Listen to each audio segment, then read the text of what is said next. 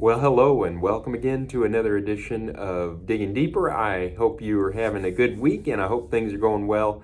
And I certainly hope that your life group is clicking along there as we are moving into March. If you can believe that, this is just hard for me to get my mind around. It seems like we just celebrated Christmas, but now here it is already March. And so we've been continuing to talk about the series Do Not Feed the Beast. And so we are into today's topic, or topic for this week, which is entitlement. Don't feed the beast of entitlement. And so we're gonna take a look at that. But the first three questions that we always ask as we virtually facilitate this group, or as I do that and you participate, is what did you like in the message? What did you like in the message? Was there something that you particularly appreciated about the message? Something that stood out to you as meaningful and something that you really thought was a good thing to ponder on. So take a moment and discuss that as a group. What did you like in the message?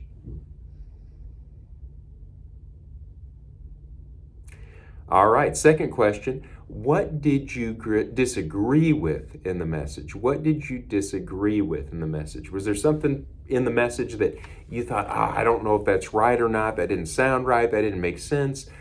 Maybe it was just something that wasn't clear. Maybe it wasn't something that you just outright disagreed with. Maybe something that was just was not clear.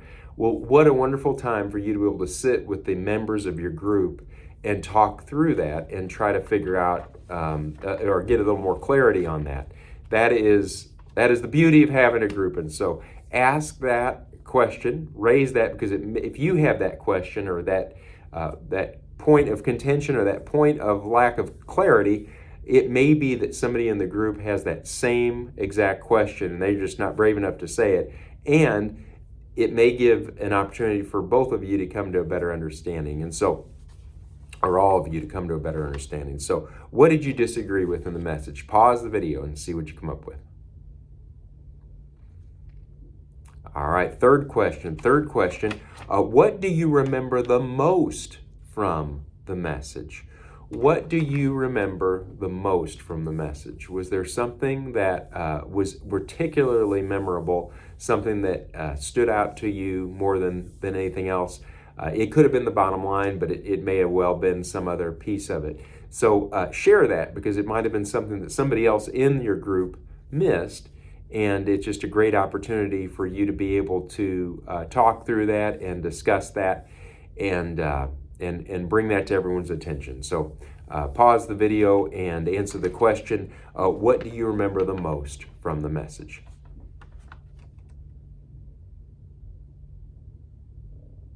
All right, well, let's get into a couple of digging deeper, they're all digging deeper questions, but my story question, or actually they're not all digging deeper questions, those are the last ones, but the middle ones are my story questions that are kind of icebreaker questions. So let's use those to get discussing the topic a little bit. And the first question is this: how would you describe an entitled person? How would you describe an entitled person?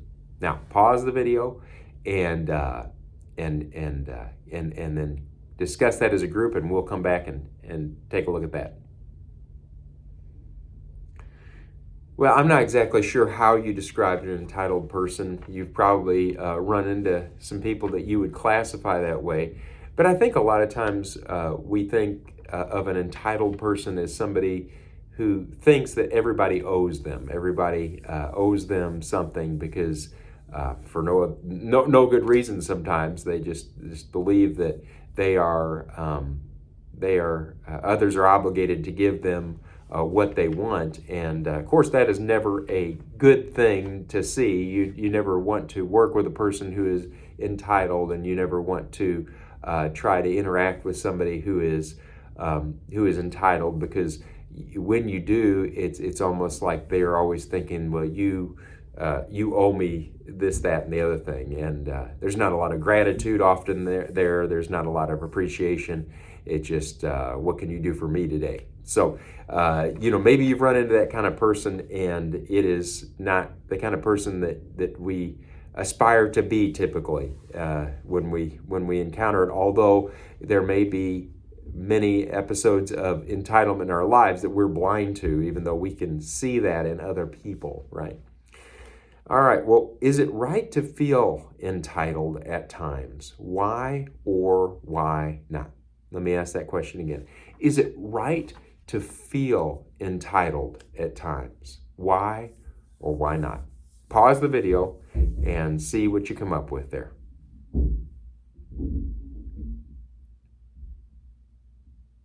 Well, I think that there are times when we should feel entitled. So if entitlement is at its basic level, if it's at the most basic level, it's what we deserve. It's a sense of what we deserve. Well, I think that there are times because of the obligations that have been made to us, or promises made maybe by our government, by contractually, things like that, where we're entitled to certain things because there's been an agreement in whether explicit or implicit that is what somebody says that you are going to get and you deserve. Okay. And so now those are usually things that are put out there very, very, very much in a solid, stated way. That's something that is very, very inarguable, right? And now I think where we get in trouble is when we start saying that we're entitled to things that there hasn't been a promise to. There hasn't been any kind of contractual obligation, if you want to say it that way, to do these things. And we start putting obligations on people or expectations on people that are really something that are just some demands that we're making upon them, and expectations that we are making upon them. And that can be very negative, as we're going to see, as far as our relationships go, as far as our interactions go, and certainly can be negative, have a negative impact on our relationship with God. So, all right, that is what a couple of little icebreaker questions that we can look at. But now let's get into the text and take a look at these digging deeper questions. And so, what I'd like you to do first is to read Matthew chapter 20, verses 1 through 16. And so Matthew chapter 20, verses 1 through 16. And the question is, where do we see entitlement emerge in this passage? Let me ask that again, or give that to you again. Read Matthew 20, verses 1 through 16. Where do we see entitlement emerge in this passage? Pause that video and this video and see what you come up with. And maybe read that in a couple versions. It's not too long, or it's a pretty good chunk. So maybe just pick your favorite version, and we'll be back in a moment. All right, so in Matthew 20, verses 1 through 16, it's one of my favorite parables that Jesus told. I think it's just, it's great. It's called The Laborers in the Vineyard. And, he talks about these going out there and at different times of the day, this master, this house that goes out and hires these people to work for him. And so for a denarius a day to work in his vineyard. And so he hires people in the morning, early in the morning, and then the third hour, which is about 9 o'clock, and then going out the 6th hour, and that's at noon. The 9th hour, that's like 3 o'clock in the afternoon, and then the 11th hour, which is the very end of the day, and he hires these people. Okay, so he hires these people at different times of the day, and these people right off the bat, he said, you work for me for a denarius. And so then when the pay, time for the pay comes at the end there, you have these people that have just worked maybe an hour, and they get a denarius. And so that makes the people that were hired first, early in the morning, extremely excited because they are saying to themselves, oh boy, if these people that only worked an hour are getting a day's pay for that, there ain't no telling what we're going to get. But much to their chagrin, as the pay is doled out, the people that worked all day find that they still only get a denarius. They get the same that those people who worked just an hour at the end to do that. And so, it's very, very interesting the way Jesus frames this up, because we can identify, I think, with the people that worked all day and thinking, oh, I can't believe that. I can't believe that would happen. So where does entitlement emerge in this passage? Well, I would say the entitlement emerges among these people that expected a lot more than they got, even though they knew that the conditions, that the contract was that they were going to get a denarius, a 1 day's pay for 1 day's work. And so they felt entitled, if I can say it that way. They felt entitled not to what the owner or the master of the house had said they were going to get, but they felt entitled to more than that. They felt that the master of the house should give them more than they had been told they were going to get. Okay, and so there's entitlement there. There's entitlement there. Now, question, just to put ourselves in their sandals, how would you have reacted if you had worked all day? How would you have reacted if you had worked all day? Answer that question. Think about that and see what you come up with.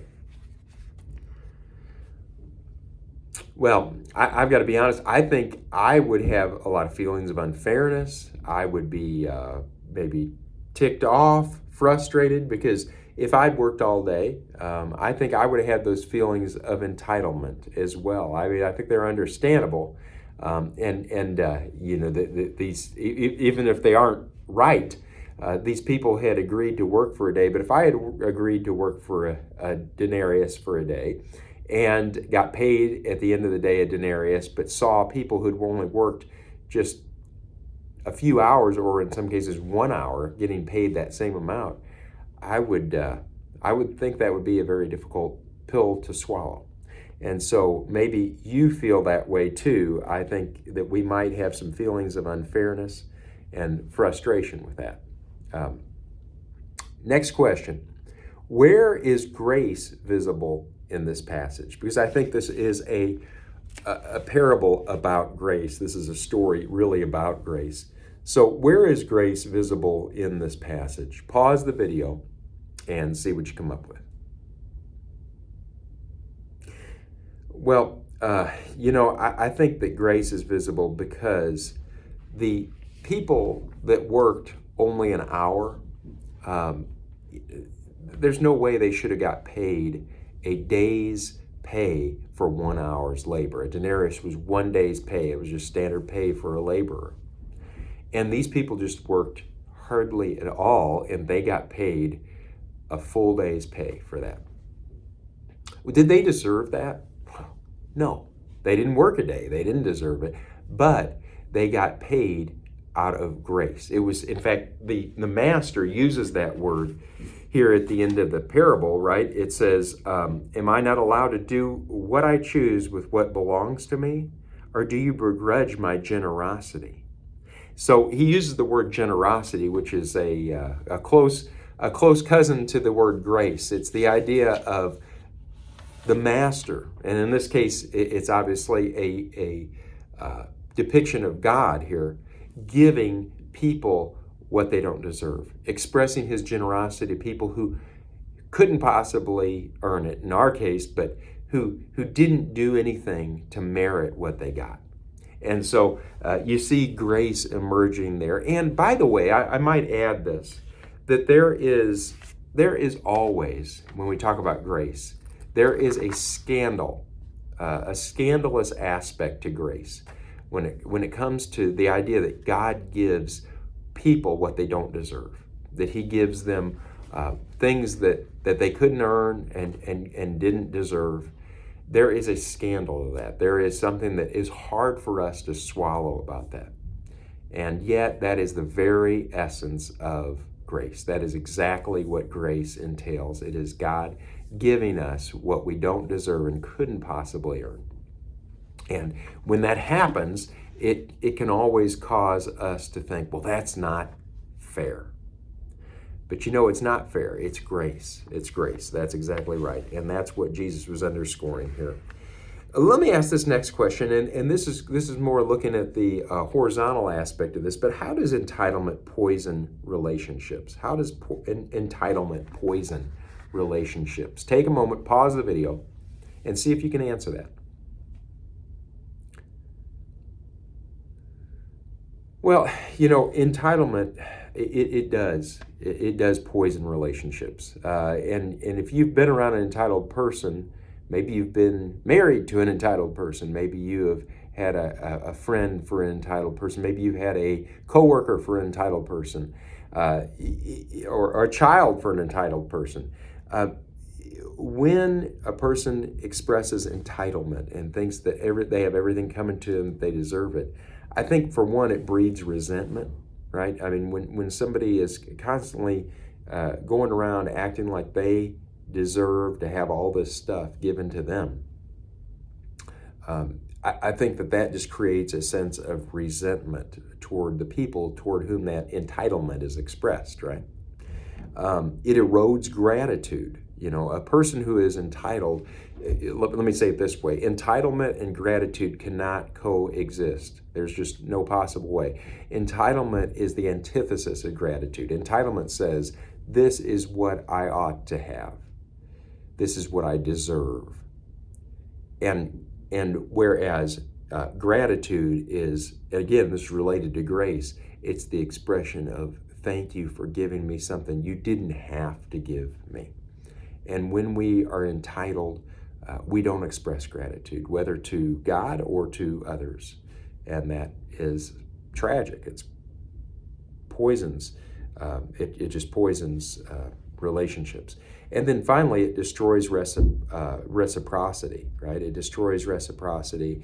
And what I mean by that is there's no give and take in a relationship where one person feels entitled. It's all just give me, instead of the give and take that characterizes a healthy relationship.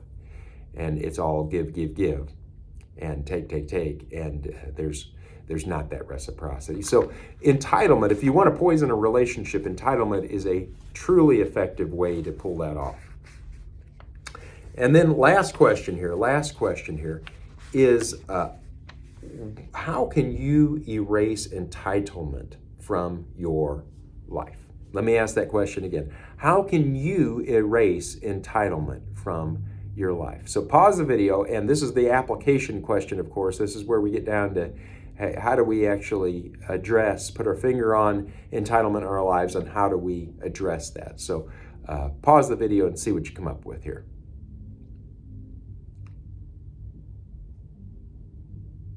All right, well, how can you erase entitlement from your life? Well, I wrote down just 3 things here, and I think that are helpful as we come to this issue of erasing entitlement. Number 1, daily gratitude, just being grateful to God, expressing gratitude to God, telling God thank you, because I don't deserve what you have given me, but I wanted to express my gratitude because you and your grace have given it. And to others, right? You can do the same thing with others, and saying you weren't obligated to do this for me. You didn't owe me this, but you did this for me. So thank you for that. Thank you for your kindness. When we express gratitude, I think that goes a long way to erasing entitlement. Second, embracing humility. And so just being humble. A humble person doesn't believe that they deserve things, that they owe, or that they are owed things from people. Now, I'm not saying, again, you know, if the warranty goes out on your car, that doesn't mean that you don't take it to the dealership. I mean, take it back to have it fixed. That is what I'm saying is, in relationships, we express humility or embrace humility in that we're not thinking that we are something that deserves or someone that deserves to have certain things and to be given them.